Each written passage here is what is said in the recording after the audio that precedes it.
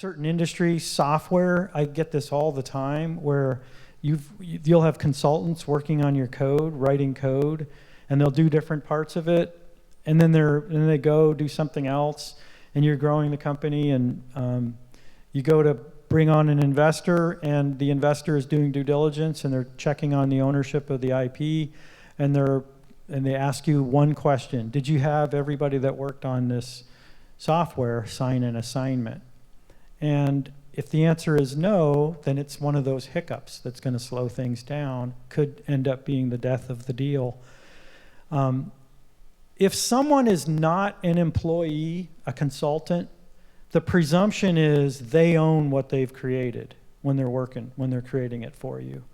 So you need to create a contract that says, no, you don't own it, I own it.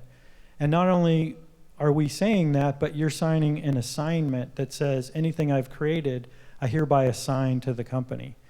That's really important. And it's important for founders too. You don't overlook founders that are going to be working on creating ideas that you'll be filing patents around and things like that. You want, as a matter of course, everybody to sign a standard. There's different ways or different documents that it's called: proprietary rights agreements, invention assignment agreements, excuse me, whatever.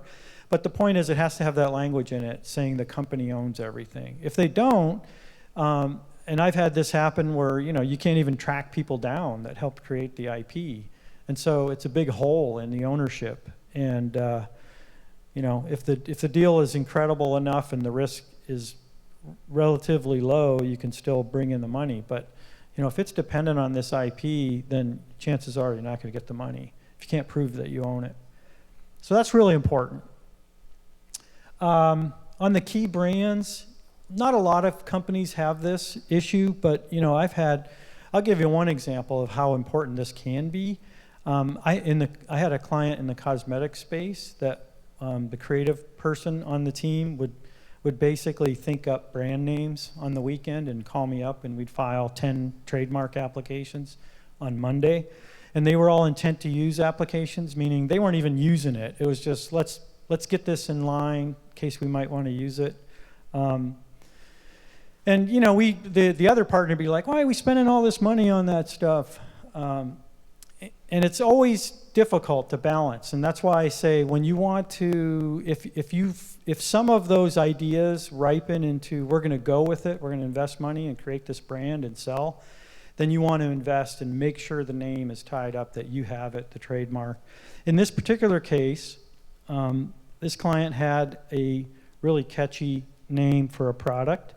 It was very simple, and lo and behold, one of the massive companies that was causing us stress, trying to keep us from getting into the marketplace, turns out they had designed an entire line that they were rolling out, and they'd spent millions of dollars with all of their materials, and they never checked to protect the brand.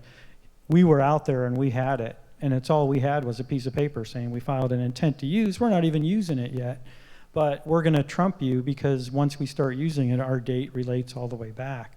Make a long story short, we got them up to $1 million for that. And my client actually turned him down because my client was well funded, and it was just a way to kind of give a jab back at this big company that was pounding us in the marketplace. But they had to trash all the stuff that they did and rename their product. So it's just a mistake that you don't want to make. If you're going to be investing in something, collateral materials, definitely protect that. And don't go crazy and protect everything you possibly could think of, because most of that stuff you never use. But you have to think it through, and that's why I use the standard of when you're going to invest big money into something, you definitely want to file to protect it.